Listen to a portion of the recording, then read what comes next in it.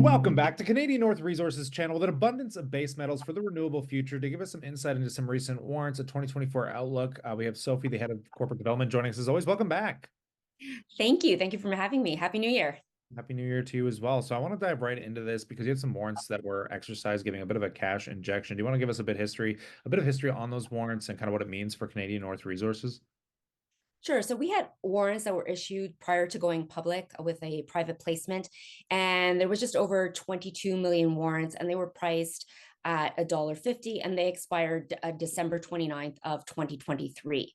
So as some of our viewers and our investors know, we've had some of those warrants exercised in increments as the year has gone by. But just recently, at the end of the year, we had a total of just a little over 3.5 million warrants that were exercised before the expiration date.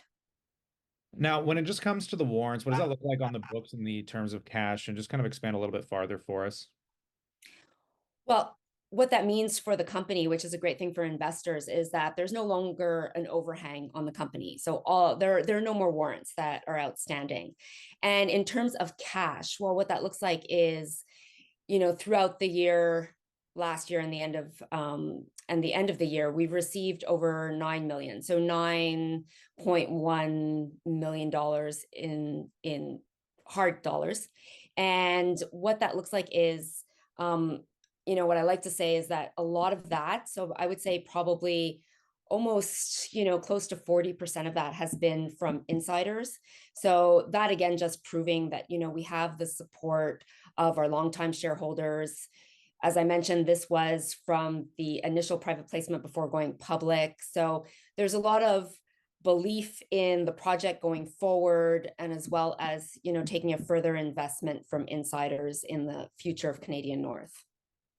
Yeah, definitely appreciate the insights on that. And you want to kind of just give us a forward-looking idea? I mean, you guys have excelled at kind of beating out expectations and milestones through 2023. So I'm kind of curious what the drill program looks like. What's the anticipation for 2024?